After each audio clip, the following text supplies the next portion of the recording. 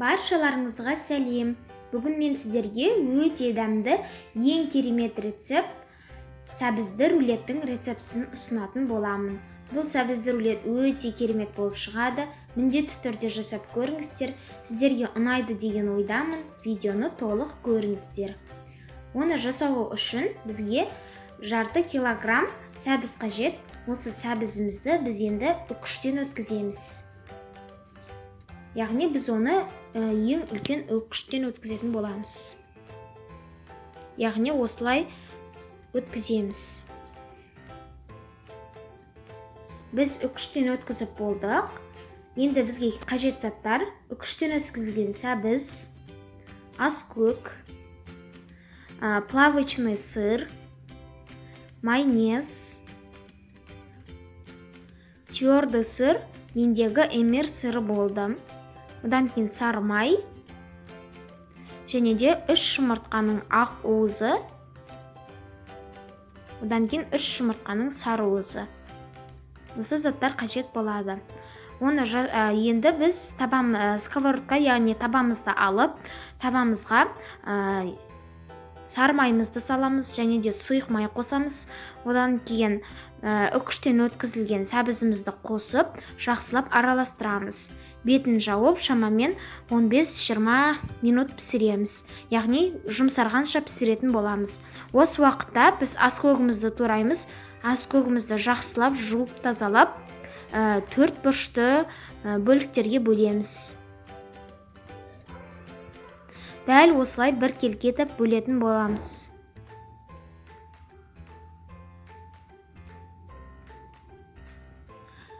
Енді біздің сәбізімізді жұмсарғанша пісірдік. Одан кейін сіздер міндетті түрде сәбізді суытыңыздар. Суыған соң біз туралған аскөк қосамыз. Суып болған соң, туралған аскөк қосқан соң, оның жартысын, яғни жартысынан азын креміне алып қаламыз. Креміне де аскөк қосатын боламыз. Одан кейін менде мына жерде 3 жұмыртқаның сары уызы. Осыны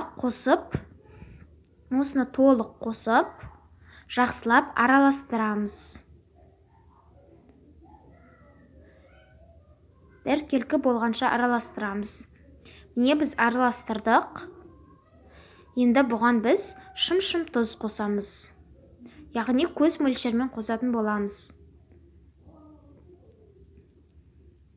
Тағы да араластырамыз. Енді менде мына жерде 3 жұмыртқаның ақ уызы. Қазір камерадан жақсы көрініп тұрған жоқ. Енді осыған шым-шым тұз қосамыз. Тұз қосып болған соң, миксермен жақсылап араластырамыз. Яғни мендегі блендердің миксері сіздер кәдімгі миксермен де қолдансаңыздар болады. Енді біз осындай аппақ болғанша миксерледік, яғни бұл ақпайтын болып шығу қажет. Енді осы миксерлегенімізді алып, біздің бағанағы сәбізді массамызға саламыз. Салып болған соң, тағы да жақсылап араластырамыз.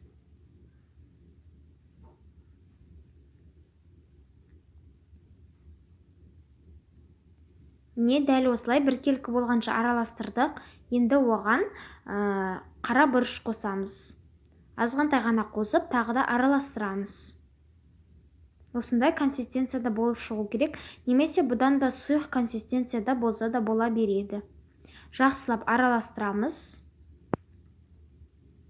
Осымен біздің қамырымыз дайын, яғни рулеттің қамыры дайын. Табамызға пергамент қағазын төсейміз. Мендегі табаның диаметрі 32-де 22. Енді оны біз пергамент қағазына төсеп, жақсылап жайып, 180 градуста 20-25 минут пісіреміз. Осы уақытта біз кремін дайындаймыз. Кремін дайындау үшін плавочный сырды үккіштен жақсылап өткіземіз. Енді мендегі мынау твердый сыр, оны тағы да үккіштен өткіземіз. Енді мен оның үстіне майонез және де аскөк қостым сырға. Одан кейін тағы да біркелкі болғанша араластырамыз. Міне креміміз дайын, осындай консистенцияда болады, өзінің қалпын ұстап тұрады. Егер де қатты қою болып жатса, тағы да 1-2-3 ас қасық майонез қоссаңыздар болады. Одан кейін біздің бисквитіміз пісті. Бисквиттің піскенін тексеру үшін ағаш таяқшамен тексереміз. Егер де ол құрғақ болса, біздің бисквитіміз пісті деген сөз. Енді бисквитімізді кішкене уақыт суытып, формадан босатып, арасына крем жағып тегістейміз. Одан кейін оның астына міндетті түрде пищевой пленканы төсейміз. Сол кезде ол жақсы болып шығады. Одан кейін пищевой пленканың көмегімен осылай қолмен жақсылап рулет етіп орайтын боламыз. Бір келкетіп ораймыз. Міне біздегі рулетті орап болдық. Рулет осындай болып шығады. Бетін толық пищевой пленкамен жабамыз. Енді біз бұны мұздатқышқа, яғни морозильникке 1 сағаттың көлеміндей саламыз. Сол кезде ол қатып бір келкі болып шығады. Бізде мұздатқышта 1 сағат уақыт тұрды. Енді пищевой пленкадан жаймен босататын боламыз. Рулетіміз дайын болды. Енді рулетімізді бірнеше бөліктерге бөліп кесеміз. Міне рулеттің арасы өте керемет болып шықты. Жасап көріңіздер. Менің каналыма тіркеліп қойыңыздар, себебі мен бұдан кейін де өте көп рецепттермен бөлісемін. Рулет өте дәмді болып шықты. Сіздерге ұнайды деген ойдамын. Видеоны толықты көрсеңіздер, лайк басып, комментарий қалдыруды ұмытпаңыздар. Сіздермен болған Жібек, келесі кездескенше.